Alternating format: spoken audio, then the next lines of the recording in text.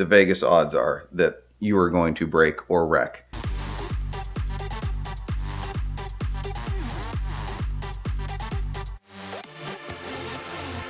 I'm not rich enough to go real racing, but I still like to race a lot and love the competitive nature of it. So, of course, I am relegated to lemons racing. I had some great experiences racing with my veteran team out in Ohio, and we built a GTI and won Class B, and we're very competitive. I got a call from my friend in Maine, Ryan, and he goes, "Hey, these guys up in Maine, I told them about this lemons thing, and they're like super into it. They totally want to do this. And there's a race at the New Hampshire Speedway, and they're going to do it. And, they wanted to know if you would come drive with them because they need somebody experienced on the team." I was like, okay. I said, how inexperienced is this team? Because my friend Ryan, he's an okay driver, but he has never set foot on a racetrack, even in the spectator stands or anything like that. And I was curious about these other guys because I didn't know them at all. And he's like, "Yeah, I don't think they have any experience either." I'm like, "Has anybody been any driving schools or anything?"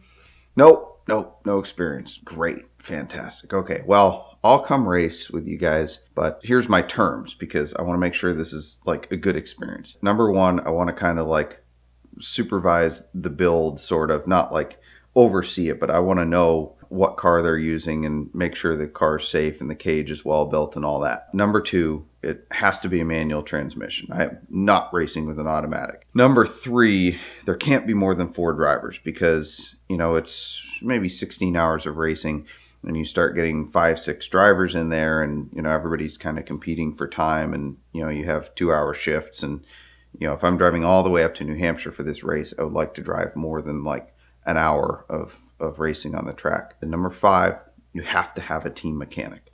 This will go terribly if we don't have a mechanic. Number 6, I get the first shift because if we're racing an untested car with a bunch of newbies, the Vegas odds are that you are going to break or wreck.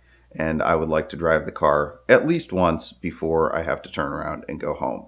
So they accepted, and I sent them a long checklist of things that they needed to know in order to be ready for this racing. Do this, change this, here's how to prep the car, make sure you have extra wheels and tires, make sure you have extra brakes, make sure you have spare everything.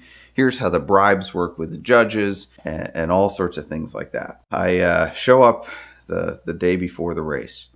And they roll in, and they had gotten a mercury tracer from somebody's aunt or grandmother, and it was actually a pretty pristine example. And they had adhered to one of my requests, and that was that it was a 5-speed. They did not have a team mechanic. I quickly found out that I was pretty much the team mechanic, and I'm not a mechanic. I think there was 6 guys slated to drive. And the car was pretty much bone stock. They had an incredible cage builder. We probably had the most professionally built cage there, to the point that we wowed the judges with the cage. But everything else about the car had not been prepped. It was bone stock. We still had functioning air conditioning. We still had catalytic converters.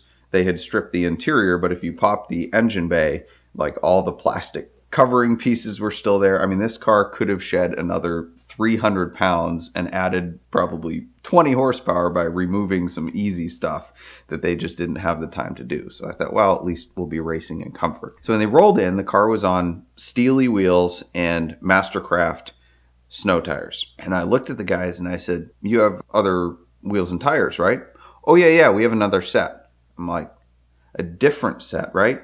No. You said bring 2 sets. So we have 2 of these. We have 2 sets of Mastercraft cheapy snow tires. Awesome. Okay, well, I know it's New England, but I don't think that's going to help us on the racetrack. So they were concerned about the tread wear rules because you can't have less than 190 tread wear on your tires. So you can't bring full slicks.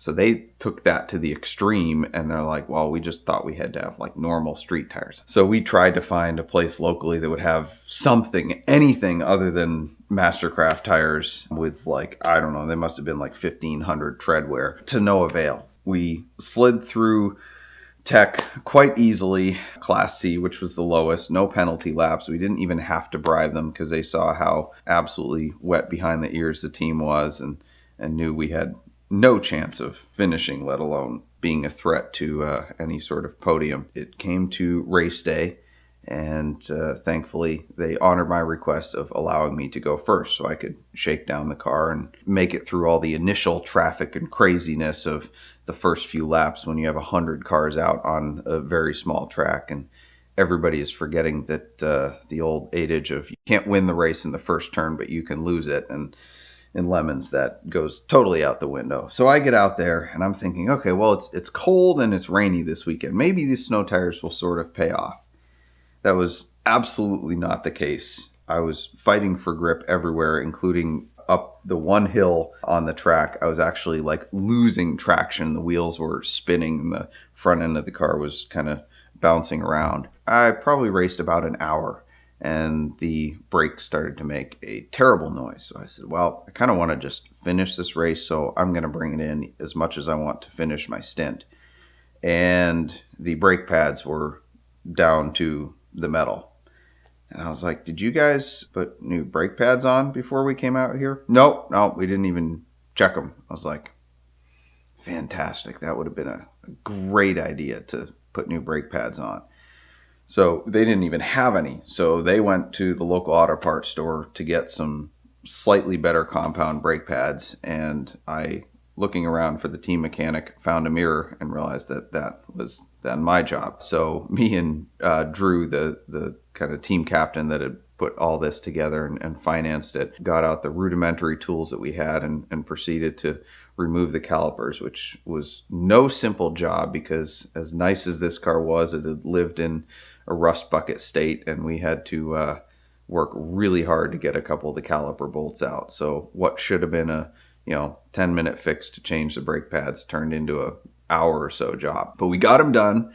The car stopped, and we got the next driver back out. And the first guy goes, and he goes around. He's pretty dang slow, but he does his stint and comes back in. And I'm like, all right, great. And we do a fuel change, and I walk him through that. And the next guy gets in, and he goes out, and he does, like, he's a young guy who's like 18, and he does motorcycles and dirt bikes. So he actually was pretty competitive and got the hang of it quickly and was quite fast. I think he actually came within 3 seconds of my lap time, which they were all like, oh my gosh, he's a race car driver. And I'm like, well, actually 3 seconds on like a 1.5-mile track is a long time. I had to protect my Mexican Stigness there, but it was pretty impressive that he, first time out on the racetrack, had been able to turn some good times. So then his dad went out. He was out there for about 5 laps, and he's like, nope, I'm coming in. I'm coming in. So that was not his thing. He was very intimidated by all these cars flying around him. And of course, the slower you're going, the worse it is, because literally cars were just, we were a moving chicane with him out there. We made it through the first day, somehow completely incident free. And I'm like, this is amazing. We're going to come back to race again. And the tires were certainly worse for the wear, whereas good race tires will just kind of scrub along the edges. The tread blocks were coming off in chunks. So like, I think the front left tire, but just the entire outer ring of tread had just come off. So we swapped out to our new Mastercraft set of snow tires for improved grip. And I think it actually did snow the second day. So I was hoping that maybe that would work in our favor, but snow tires do not work at all when you try to push them hard, and they actually get up to a hot temperature. So that still didn't work at all. But we went out the second day, and I had increased their confidence enough that we decided we were going to do pit lane fuel stops and driver changes. So we carted everything over there and had our drip tray and our fire suits on, and I walked him through that. And I think the pit setup was so convoluted that we cut like 5 or 8 minutes off of our pit stop, our driver change. It was like 20 minutes the first time. Well, it was like an hour and a half the first time because we had to fix the brakes, but then it went to 20 minutes. I think we got down to like 8 or 10 minutes doing it in the hot pit. So We actually started to look like a race team. And although I think one of the officials did get after us for something unsafe we did with the fire bottle or whatever when we were doing the fuel change, but I walked over to him and just said, "Hey, listen, these guys are new. I'm working through this, and so we'll get it right the next time." And he did not give us a black flag or any stop penalty. The kid's dad actually was ready to give it another go. He had thought about it all night and kind of mentally prepared himself. So he's like, I'm going to try it again. He had run like his lap times were like 2:05 or 2:10 or something like that the first day. And I'm like, Larry, I want to see you under 2 minutes. I know you got it in you. And he did. He turned like a 1:58 or something like that. Like he found his groove. He went out for about 45 minutes and that was enough for him. He's like, all right, that was better. And he was good. He had his experience. But the crazy thing is, we finished without a single black flag for doing something stupid, essentially, other than the brake pads, without any kind of mechanical mishap, no car-to-car contact, no spins, nothing. Like completely undramatic, incident-free race with 5 complete noobs and me. I went up to the judges afterwards because a lot of times, like, new teams will get some kind of award for doing spectacular things or making fools of themselves or whatever. But our car was so plain, we hadn't had time to do anything other than spray paint numbers on it. And our team did such a good job of not screwing up that they didn't even notice us. I think we finished like 50th or something like that out of 90. The important thing to endurance racing really is just staying on the track the whole time. And if we had actually changed our brake pads prior to the race and put on proper tires, I think we could have been in the top 5 in our class and actually maybe made a really good run at a Class C win first time out, which is a really impressive feat for these guys having never raced. I went up to one of the judges afterwards and I said, hey Steve, have you ever heard of a team of guys that have never set foot in a race car before going out and doing a totally clean race with no black flags or anything? He goes, that's never happened. That would be incredible if that ever happened. It's not going to happen. I'm like, it just did. He's like, okay. I was really hoping the team would get some sort of index of affluency award or one of those silly awards that they give out, but they honestly just did such a good job of being unspectacular that Lemons never even noticed that they accomplished this amazing feat of, not wrecking their car and crossing the finish line. And while we didn't win, it was incredibly satisfying to watch the guy take the checkered flag and actually complete this, 16-hour endurance race. And certainly satisfying to me, knowing the little part I had to play and kind of coaching them along and helping them through it. But I was really proud of them for just not screwing up and finishing the race. And it was one of the most satisfying things of my racing career in Lemons, even including the class win with my other teams. We are living in some strange economic times, and Premier is here to help you use those circumstances to buy your dream car. They have a simple lease program that makes it easier than ever to buy your dream car. They do financing for vintage and exotic cars. I've used them in the past and I absolutely love Mitch and his team over there. So be sure to contact them before you go shopping to understand and get pre-approved for whatever your buying power is. That way you can go to the dealers, go to the private sellers, and make a very qualified but perhaps a little bit insulting offer.